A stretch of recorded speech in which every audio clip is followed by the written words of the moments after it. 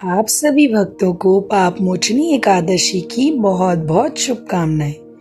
आज मैं आपको पाप मोचनी एकादशी का महात्म्य श्रवण कराने जा रही हूँ, सो ध्यान पूर्वक सुनिए। अर्जुन ने भगवान श्री कृष्ण से कहा, हे मधुसूदन, आपने फाल्गुन मास की शुक्ल पक्ष की एकादशी अर्थात आमल की एकादशी के बारे में विस्तार पूर्वक बताया।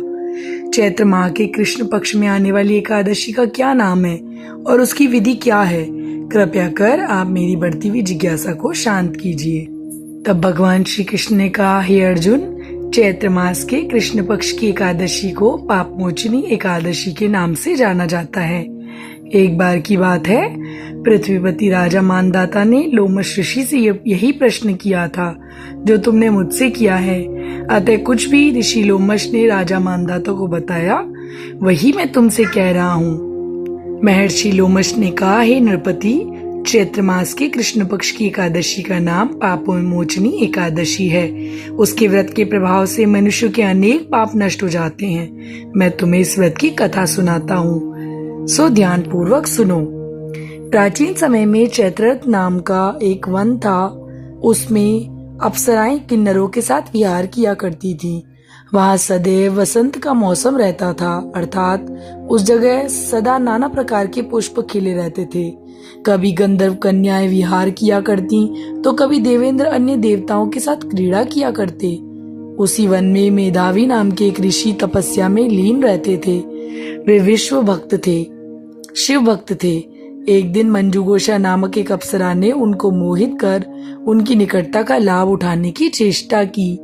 इसलिए वे कुछ दूरी पर बैठकर वीणा बजाकर मधुर स्वर में गाने लगी। उसी समय शिव भक्त महर्षि मेधावी को कामदेव भी जीतने का प्रयास करने लगे। कामदेव ने उस सुंदर अप्सरा के भ्रू का धनुष बनाया, कटाक्ष को उसकी प्रत्यंचा बनाई और उसके नेत्रों को मंजुघोषा अप्सरा का सेनापति बनाया।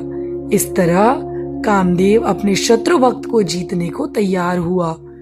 उस समय महर्षि मेधावी भी युवावस्था में थे और काफी हष्टपुष्ट थे। उन्होंने यज्ञोपवीत तथा दंड धारण कर रखा था। वे दूसरे कामदेव के समान प्रतीत हो रहे थे।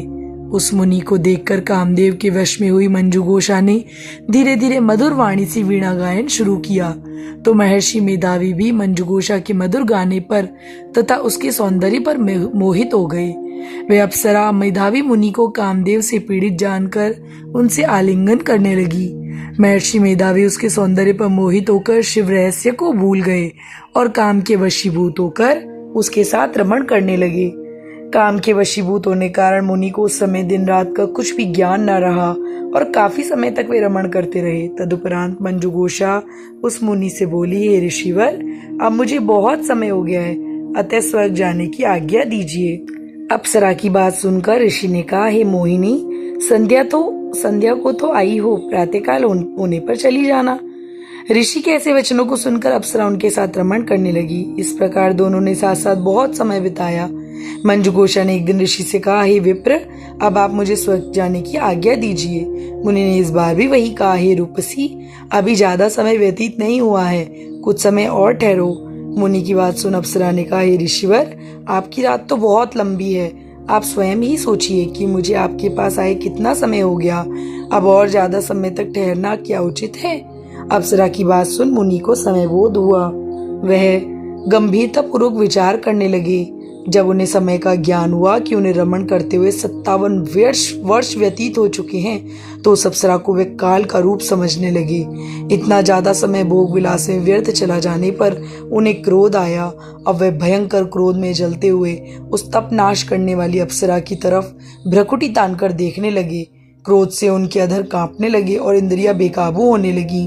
क्रोध से थरथराते स्वर में मुनि ने उस अप्सरा से कहा, मेरे तप को नष्ट करने वाली दुष्ट, तू महापापिन और बहुत ही दुराचारिणी है, तुझ पर धिक्कार है, अब तू मेरे श्राप से पिशाचिनी बन जा। मुनि के क्रोधयुक्त श्राप से वह अप्सरा पिशाचिनी बन गई। यह देख कर वे व्यथित होकर बोली, ऋषिवर, अब मुझ पर क्रोध त्याग कर प्रसन्न होइए और कृपा करके बताइए कि श्राप का निवारण किस प्रकार होगा। विद्वानों ने बताया कि साधुओं की संगत अच्छा फल देने वाली होती है और आपके साथ तो मेरे बहुत वर्ष व्यतीत हुए हैं, अतः आप मुझ पर प्रसन्न हो जाइए अन्यथा लोग कहेंगे पुण्यात्मा के साथ रहने पर मंजुघोषा को पिशाचिनी बनना पड़ा। मंजुघोषा की बात सुनकर मुनि को अपने क्रोध पर अत्यंत ग्लानि हुई, साथ ही अपनी अपकीर्ति का भी भय हुआ। अतः पिशाचिनी बनी मंजुघोषा से मुनि ने कहा, तूने मेरा बड़ा बुरा किया है, किंतु फिर भी मैं तुझे श्राप से मुक्ति का उपाय बताता हूँ। चैत्र मास के कृष्ण पक्ष की जो एकादशी है उसका नाम पाप मोचनी है। उस एकादशी का उपवास करने से तेरी पिशाचिनी की देही से मुक्ति हो जाएगी। ऐसा कहकर मुनि ने उसको उस सब व्रत का संविधान बताया। फिर अपने पापों को प्रायश्चित करने के लिए वे पिता च्यवन ऋषि के पास गए। च्यवन ऋषि ने अपने पुत्र मेधावी को देखकर कहा, पुत्र तूने ऐसा क्या किया है कि तेरे सभी तप नष्ट हो गए, जिससे तुम्हारे समस्त तेज मलिन हो गया। मेधावी मुनि ने लज्जा से अपना सिर झुकाकर कहा, पिताश्री मैंने एक अप्सरा से रमण करके बहुत बड़ा पाप किया है। इसी पाप के कारण संभवतः मेरा सारा तेज और तप नष्ट हो गए हैं। कृपया करके आप इस पाप से छूटने का उपाय बताइए। तब ऋषि ने कहा, हे पुत्र तुम चैत्र माह के कृष्ण पक्ष की पाप मोचनी एकादशी का विधि पूर्वक उपवास करो, इससे तुम्हारे सभी पाप नष्ट हो जाएंगे। अपने पिता च्यवन ऋषि के वचनों को सुनकर मेधावी मुनि ने पाप मोचनी एकादशी का विधि पूर्वक व्रत किया और उसके प्रभाव से उसके सभी पाप नष्ट हो गए। मंजुघोषा अप्सरा भी पाप मोचनी एकादशी का उपवास करने से पिशाचिनी की देही से छूट गई और पुनः अपना सुंदर रूप धारण कर स्वर्गलोक को चली गई। लोमश मुनि ने कहा, हे राजन, इस पाप मोचनी एकादशी के प्रभाव से समस्त पाप नष्ट हो जाते हैं। इस एकादशी कथा के श्रवण और पठन से 1000 गौदान करने का फल मिलता है। इस उपवास के करने से ब्रह्मत्या करने वाले, स्वर्ण चुराने वाले, मद्यपान करने वाले, अगम्यागमन करने वाले आदि भयंकर पाप भी नष्ट हो जाते हैं और अंत में स्वर्गलोक की प्राप्ति होती है। जिस प्रकार भगवान विष्णु ने मंजुघोषा और मेधावी मुनि पर अपनी कृपा की, उसी तरह भगवान विष्णु हम सब पर भी अपनी कृपा बनाए रहे। इसी आशा के साथ जय श्री कृष्ण, राधे राधे।